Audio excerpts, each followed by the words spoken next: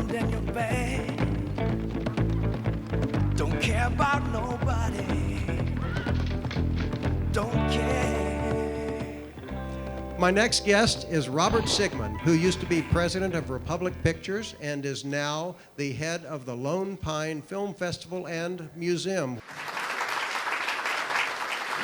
In '93, the first year I was here, my children were smaller, we went to Lone Pine. We went on to Death Valley, actually, a vacation. And we came out of Death Valley, needed a place to stay. There was a place called Boulder Creek, which is still there today, an RV park. My daughter was about 8 years old. So we stayed overnight. Next thing I know, the next morning, my daughter, who wanted to go to the little store, Jackie Hickman is the gal that worked there, came back about 10 minutes later and she says, "Daddy, the woman there wants you now." I said, "What happened?" She said, "Go get your father."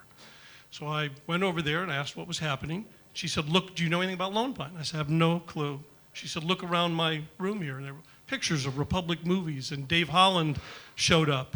And she said, "So is it really true you're the presidency of Republic Pictures?" I said, "Yes." She says, "We're never letting you leave."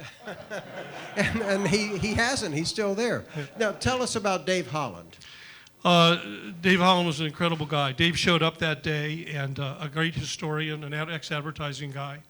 And he had been, since 1989 when they started the festival, he and Kerry Paul had introduced the Sierra Film Festival the first years.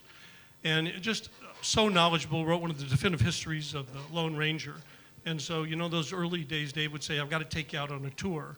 And of course, again, this rekindled such memories from being young and the Lone Ranger or all the movies.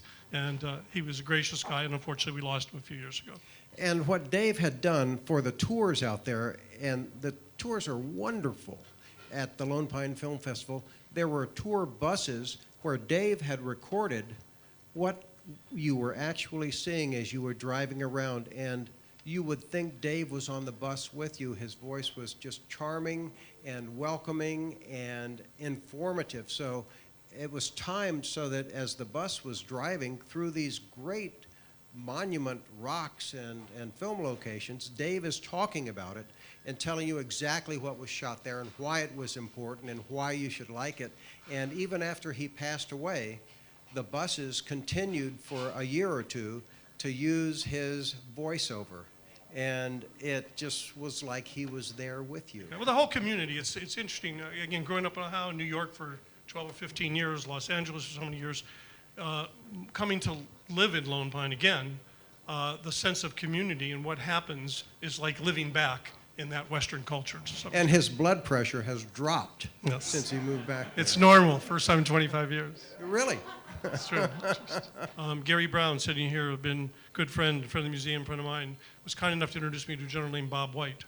Bob White's a car collector and a retired businessman. He restored Tom Mix's 1937 Cord, which Tom Mix was killed in 1940, and spent a considerable amount of money. It's on the website. And so Bob is bringing that cord.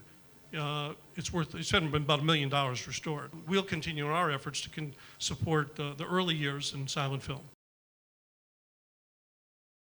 Always wanted to come to Lone Pine.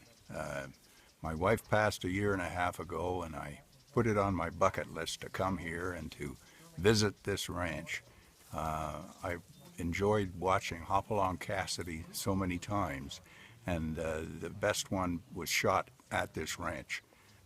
So I'm really enjoying it, and I'm just thrilled to be here.